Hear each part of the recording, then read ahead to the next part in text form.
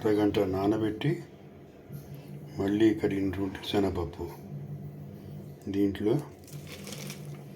తరిగిన క్యాబేజీ వేయాలి.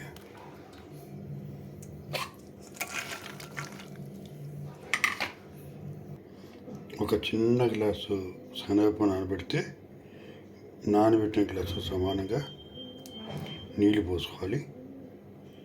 ఈ పైన క్యాబేజీ మాత్రం మామూలుగా పెట్టేసి ఒక 3 విజిల్స్ వచ్చేంతవరకు ఉడికించుకోవాలి.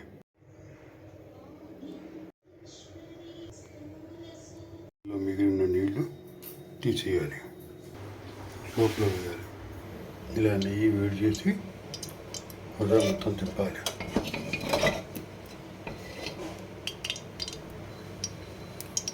ఇలా మినపప్పు, ఆవాలు, జీలకర్ర, ఎండుమిరపకాయ బాగా వేయించాలి.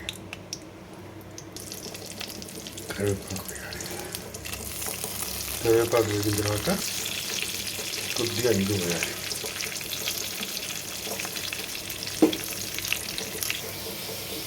ఉప్పు కూడా వేసి కలిపి ఈ ఉడికి క్యాబేజీ శనగపప్పు కూడా నానబెట్టుకోవాలి. బాగా కలిపి దింపేయాలి. ఒక నిమిషం పసుపు వేసుకోవాలి. బాగా కలిపి ఇప్పుడు దీంట్లో 1 నిమిషం కొబ్బరి పొడి వేయాలి. స్టవ్ ఆఫ్ చేయాలి. ఒకసారి జాగ్రత్త కలుపుకునేలాగా వాటర్ గిన్నెలో తీసుకోవాలి.